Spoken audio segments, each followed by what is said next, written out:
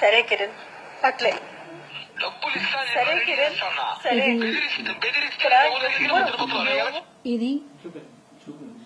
ఇది నేను అతన్ని డబ్బులు ఎంతో కన్నీళ్లతో అడుగుతున్న ఒక సందర్భంలో అండి.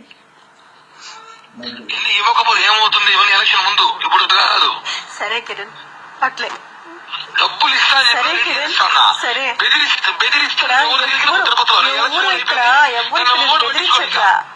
ఎవరు నిన్ను బెదిరించట్లా. ఇచ్చి ఇచ్చి నా పిల్లల లైఫ్ నేను నాశనం చేసుకున్నా. నువ్వు ఈ రోజు ఇలా మాట్లాడుతున్నావు. నాకు అప్పించావు, నువ్వు అప్పించినావు, చెప్పించావు వచ్చినప్పుడంతా. కిరణ్ రాయల్ ఇది నీకు అప్పిస్తున్నావు, తిరిగి ఇవాళ చెప్పున్నావా? చెప్పలేదు కాబట్టి దేవుడు నీకు నరకం శిక్ష చేసినాడు.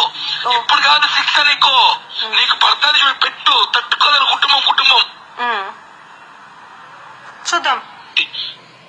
ఇది ఒక ఉదాహరణ, మిస్టర్ రాయల్. ఇది ఒక ఉదాహరణ మాత్రమేనండి. ఇలా నేను డబ్బులు అడిగిన ప్రతిసారి అతను నన్ను బెదిరించేది.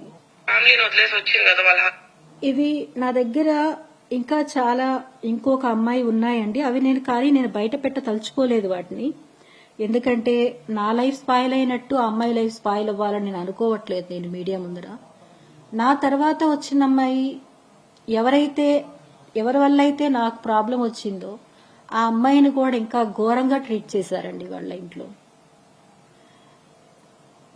ఇతను ఫ్యాక్ట్ గా చెప్పాలంటే డబ్బులు ఉన్నంత వరకు వాళ్ళతో ఉంటాడండి. ఇతను డబ్బులు అయిపోయింది అంటే వాళ్ళని ఏదో ఒక సాకు చెప్పి వదిలించుకొని ఇంకో కొత్త అమ్మాయిని చూసుకోవడం అతను ఒక నేచర్ అంతే. మానస అనే అమ్మాయి లైఫ్ నే స్పాయిల్ చేశాడు. ఆ అమ్మాయి బిడ్డను కూడా ఆ అమ్మాయికి దూరం చేశాడు. ఈ రోజు నా జీవితం, రేపు ఇంకొక అమ్మాయి జీవితం. ఇదే అండి అతని లైఫ్.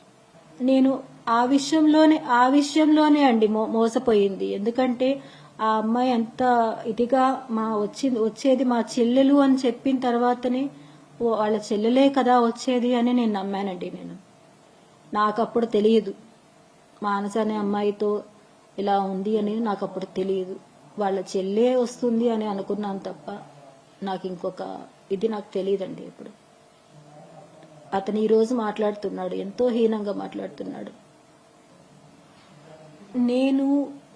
నేను మీడియా ద్వారా నేను అడుగుతున్నది అదే అండి. నాకు ఎవరో ఒకరు అవకాశం కల్పించి నాకు న్యాయం చెయ్యమని కోరుతున్నానండి. నేను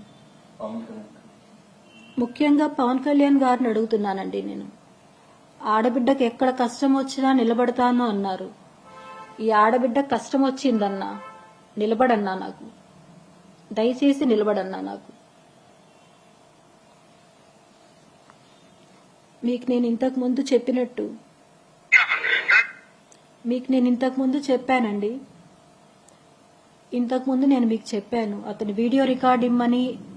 మీరు అడిగారు కదా వీడియో రికార్డ్ మీరు ఇచ్చున్నారు అని. అతను ఇమ్మని చెప్పి ఫోర్స్ చేసిన వీడియో క్లిప్స్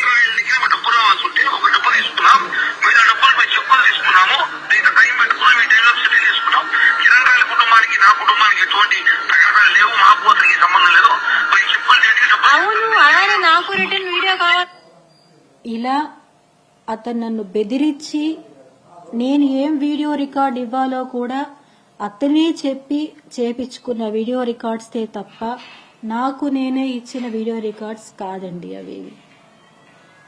అతను మాట్లాడాడు నిన్న మీడియాలో, నేను చూశాను. మా అమ్మ వాళ్ళ ఇంటి గురించండి. ఆ అమ్మాయి చేసే గ్యాంబ్లింగ్ ఇవన్నీ వల్ల అన్నీ తెలుసుకొని ఇంటి నుంచి తరిమేశాము అని చెప్పి ఇది క్లియర్ గా చెప్పారండి. మా నాన్న ఒక టీటీడీ డ్రైవర్ అండి, చాలా గొప్ప వ్యక్తి. ఆయన కుటుంబ సమస్యల వల్ల ఇల్లు అమ్మి వేరే చోటికి వెళ్లారండి. దాన్ని కూడా అతను క్యాష్ చేసుకొని వాళ్లే వీధిలో వాళ్ళు తరిమేశారు అని చెప్పడం చాలా బాధాకరమైన విషయం అండి. అది మా నాన్న బతికే ఉంటే ఎంతో బాధపడి ఉంటారండి ఈ మాటకి. నేను మీడియా ద్వారా ఒకటి చెప్పాలనుకుంటున్నానండి. నా కుటుంబానికి ఎవరైతే నాకు దూరం అయ్యారో మమ్మల్ని వెలివేశారో వాళ్ళందరికీ మనస్ఫూర్తిగా క్షమాపణ చెప్తున్నానండి. ఈ కిరణ్ రాయల్ అనే వాడి వల్ల మొత్తం నా 2 కుటుంబాలు నాకు దూరం అయిపోయాయండి. అత్తయ్య, మామయ్య అందరికీ నా క్షమాపణ. నన్ను క్షమించండి. నేను అతని మాయలో పడిపోయి అన్నీ కోల్పోయాను. నేను, అమ్మ, అన్న అందరూ నన్ను క్షమించండి. అందరి దృష్టిలో నేను చెడ్డదాన్ని అయిపోయానండి.